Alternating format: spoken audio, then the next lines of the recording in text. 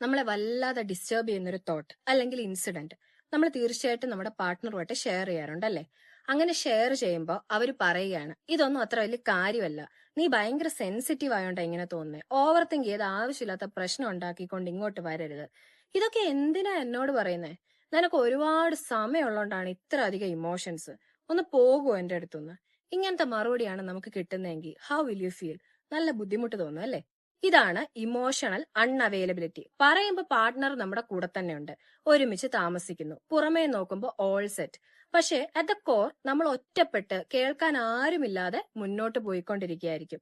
ഒരേ വീട്ടിലെ just roommates മാത്രമായിട്ട് കഴിയുന്ന ദമ്പതികൾ നമ്മുടെ ഇടയിലുണ്ട്. പരസ്പരം അറിയാതെയും അറിയാൻ ശ്രമിക്കാതെയും മുന്നോട്ട് പോകുന്നവർ. ഇമോഷണൽ അവൈലബിലിറ്റി എന്നത് വളരെ ഇമ്പോർട്ടന്റ് ആയിട്ടുള്ള ഒരു കാര്യമാണ്, പ്രത്യേകിച്ച് മാരീഡ് ലൈഫിൽ. നമ്മുടെ പാർട്ട്ണർ നമുക്ക് ഇമോഷണലി അവൈലബിൾ ആകുമ്പോൾ അവരെ നമുക്കൊരു സേഫ് പ്ലേസ് ആയിട്ട് ഫീൽ ചെയ്യും. കാര്യങ്ങൾ തുറന്നു പറയാനും മനസ്സ് തുറന്ന് ചിരിക്കാനും കരയാനും ഒക്കെ കഴിയുന്ന ഒരിടം. ഇതിന്റെ ബെനിഫിറ്റ്സ് വളരെ വലുതാണ്. എത്ര സ്ട്രെസ്സോ വർക്ക് പ്രഷറോ ഉണ്ടെങ്കിലും എൻഡ് ഓഫ് ദ ഡേ ഒന്ന് കാം ആവാൻ ഈ സേഫ് പ്ലേസിൽ നമുക്ക് പറ്റും.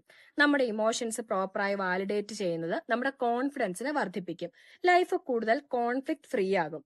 നമുക്ക് പറയാനുള്ളത് കേൾക്കാതിരിക്കുകയോ അല്ലെങ്കിൽ അതിനെ തള്ളിക്കളയുകയോ നമ്മുടെ ഇമോഷൻസിനെ വാലിഡേറ്റ് ചെയ്യാതിരിക്കുകയോ ചെയ്യുമ്പോൾ അത് ആ റിലേഷൻഷിപ്പിലെ ട്രസ്റ്റിനെ തന്നെ അങ്ങ് ഇല്ലാതാക്കും.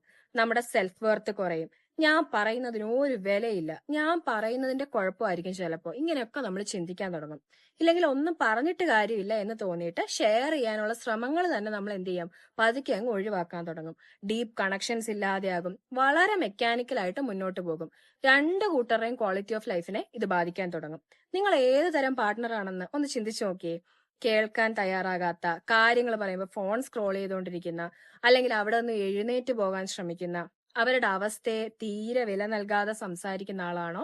അതോ പരസ്പരം ആഴത്തിൽ സംസാരിക്കാൻ ശ്രമിക്കുന്ന, പാർട്ട്ണറുടെ അഭിപ്രായങ്ങളെയും നിലപാടുകളെയും വികാരങ്ങളെയും ഒക്കെ മാനിക്കുന്ന, എംപതൈസ് ചെയ്യുന്ന ഒരാളാണോ?